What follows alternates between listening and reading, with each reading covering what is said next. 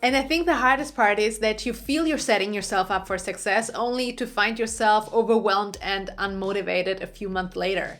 So if you started your own business but you're struggling to stick to your goals, then today's video is for you. We're going to talk about how to set goals you can actually stick to in 3 simple questions so you can continue building that business you're actually proud of and be seen as the expert you already are. So this is one of the topics that is really dear to my heart because I know how tough it can be to start a new chapter, being super motivated, thinking you're setting yourself up for success, and then just realizing after a while, whoops, things aren't working out the way that I planned. And I know it's easy to go down that rabbit hole of, do I lack discipline or am I maybe a little bit lazy? But the truth is, none of that might be the reason that you're not sticking to your goals. So without further ado, 3 questions to set goals you can actually stick to. And I have a feeling that my third question might surprise you. So the first question you want to ask yourself is, what do you want to achieve and why? Okay, technically these are 2 questions, but hear me out. You know, when most people start setting their business goals, they start with the classic SMART goal framework.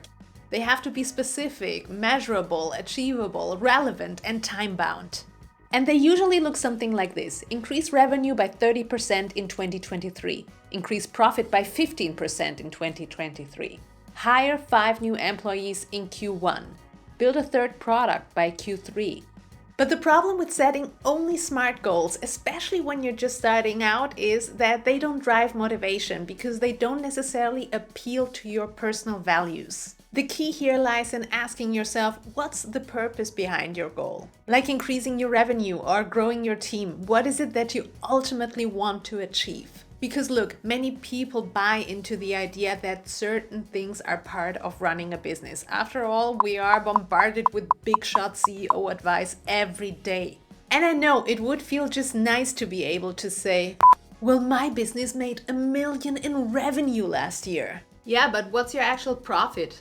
Psst. And don't get me wrong, questioning your business goals on a personal level is not about selling yourself short. It's about becoming great in your very own lane without being distracted by what other people might think you need to be successful. So once you understand the higher purpose behind your goal, you want to ask yourself, who do I have to become to achieve this goal? So let me tell you the story of Lisa. Lisa was one of my clients who always gained a lot of recognition for being a high achiever. She would always make the sports team, and of course she would graduate top of her class. So it felt quite natural to her to start a business and grow it to 10 employees within the first year. But after a while, she found herself to be exhausted and not hitting any of her business targets. So Lisa began to realize that achieving her business goals would require her to become someone she really didn't aspire to be. And that's why she ultimately was failing to motivate herself and the team. So as you can see, it's often not enough to follow just results-driven goals. They also have to appeal to our identity or who it is that we want to become. After all, our behavior is just a reflection of who we already believe we are. Which brings me to question number 3, which I think is one of the most important questions. What are the trade-offs to becoming this person? So once you understand the greater purpose behind your business goal and who you have to become to actually achieve this goal, you want to ask yourself, what is it that you have to leave behind to become this person? In Lisa's case, she would also realize that becoming a manager would ultimately lead her to spend less time in what she was actually good at, which was creating value for her customers.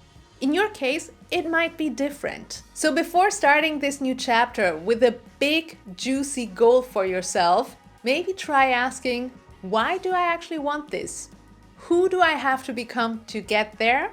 And what am I willing to leave behind to become this person? You guys, I wish you a happy and healthy 2023. I'll see you next year. And as always, take care and bye.